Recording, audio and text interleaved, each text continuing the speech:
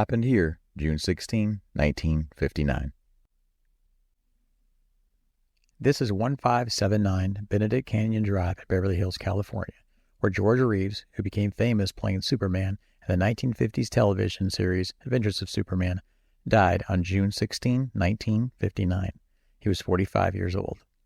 His death was officially ruled by the Los Angeles Police Department to be a self-inflicted gunshot, although many people, including family members, believe he was murdered. George Reeves' birth name was George Kiefer Brewer. He was born on January 5, 1914, in a small town of Woolstock, Iowa, but didn't live there long before his family moved to Pasadena, California, where he grew up. Upon his arrival to Pasadena, his father found success in real estate and his mother as a music teacher. His mother encouraged George's acting interests from a young age, but his big break didn't come until after his parents divorced and she remarried to a Hollywood set designer who helped Reeves land his first acting jobs when he was about 20 years old. He first worked as a stage actor, then as an extra in movies and television, and eventually earning small parts in notable films like Gone with the Wind, Jane Eyre, and From Here to Eternity. In addition to his acting talents, Reeves also sang and played guitar. After the United States entered World War II, Reeves enlisted in the Army. While there, he stayed busy acting, appearing in Army training videos and even on Broadway in a play called Winged Victory, though he was not in the Winged Victory movie. After his military service, he appeared in numerous films and television shows and became a well-established actor. His stepfather, having lived to see Reeves become a well-respected Hollywood actor, would not live to see the superstar he would eventually become. Reeves' stepfather died in a plane crash in 1949. 3 years later, the 6'2" wrestling, judo, and boxing enthusiast earned the role as the Man of Steel. Adventures of Superman was one of the first television programs to feature a superhero as its central character.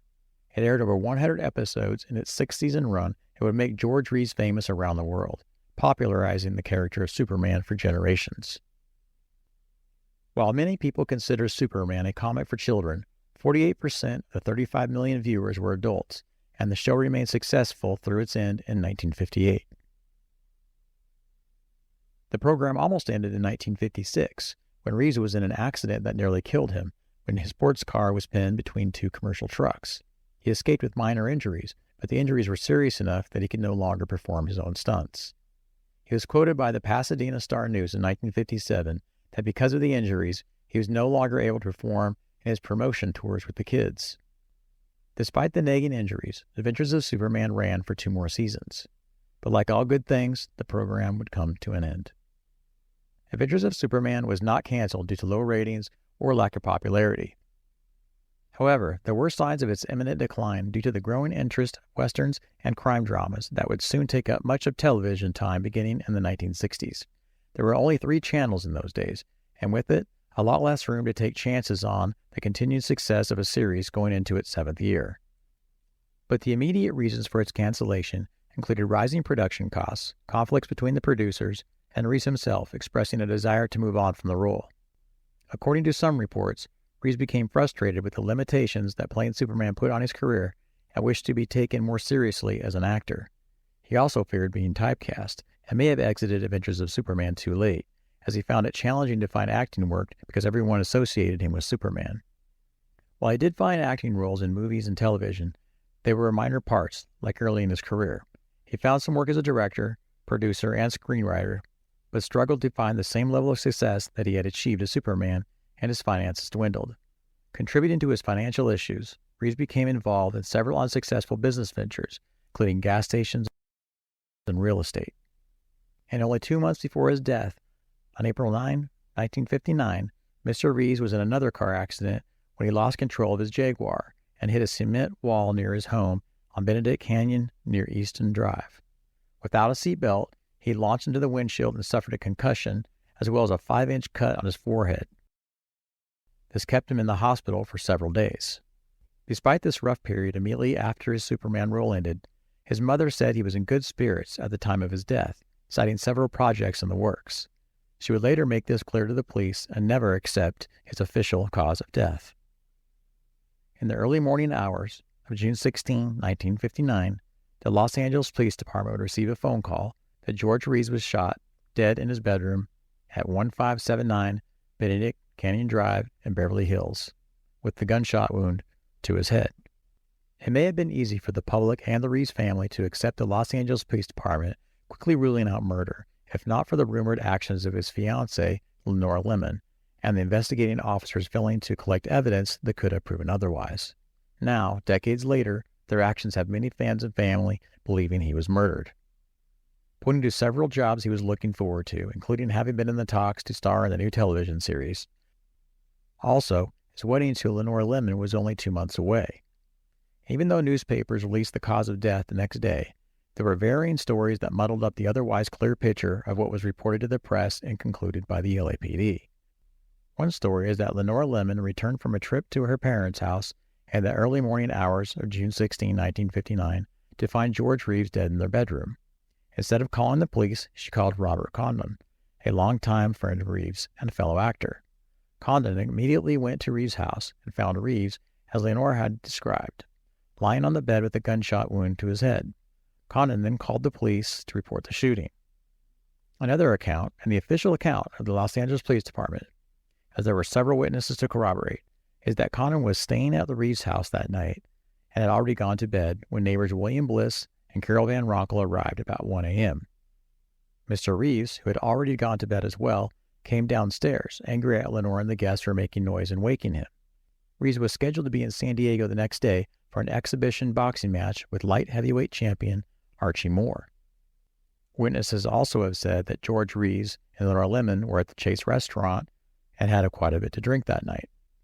After a short time, to his kind nature, George Reeves apologized for yelling and returned upstairs. Amazingly, Lenore called the play-by-play of what he would do next. In a moment, you will hear a gun. The guest listens and heard from downstairs a drawer being opened in the upstairs bedroom. Now you'll hear a shot, Lenore said. Sure enough, they heard a gunshot. William Bliss bolted upstairs to find Reeves lying naked on the bed with a hole in his right temple. A 9mm Luger was lying on the floor between his feet. In this version, Bliss called the police. Another story accuses Lenore of pulling the trigger. In this version, she was in the bedroom when the gun was fired and ran downstairs, gathered the guests, and instructed them to tell the police officers she was downstairs at the time. She then proceeded to coach the guests on what to say. This may explain the time between the shooting and the call to the police taking 45 minutes. Also, her eerie telling of what was going to happen would indicate it had happened all the time. Reeves had only purchased the gun a few days before, and according to her statement, she had only known the gun firing once before when she fired it on accident. When LAPD arrived on the scene shortly after the shooting, they took witness accounts, interviewed family and friends, and determined he was depressed.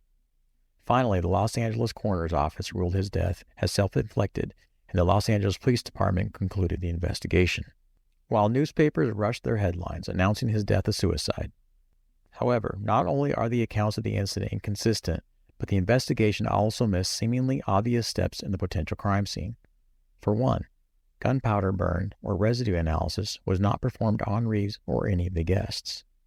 Also, 2 more bullet holes fired by the same gun were in the bedroom floor under the rug.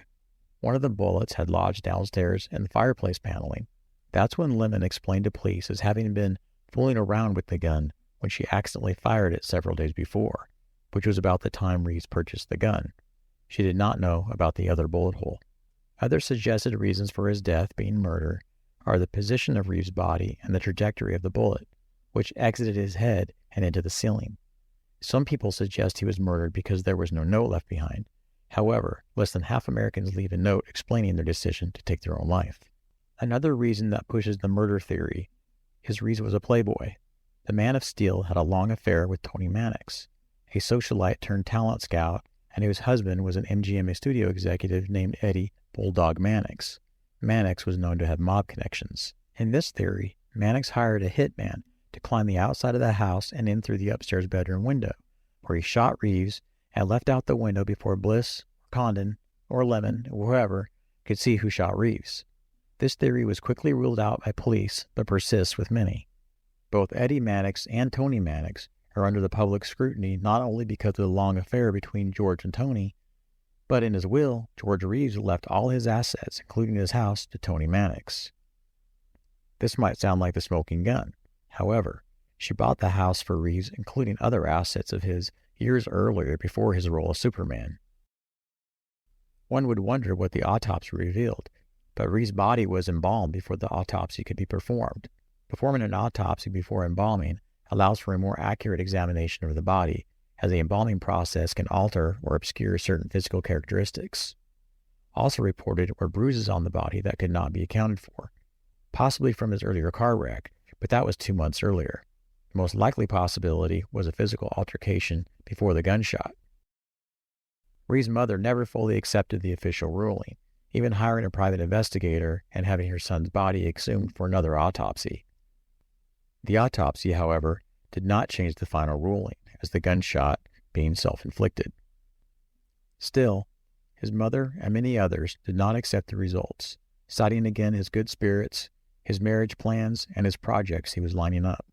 The exact circumstances of George Reeves' death remains a mystery, and now that nearly, if not all the witnesses and investigators are dead, it is unlikely there will ever be agreement on who killed George Reeves at 1579 Benedict Canyon Drive in Beverly Hills, California on June 16, 1959.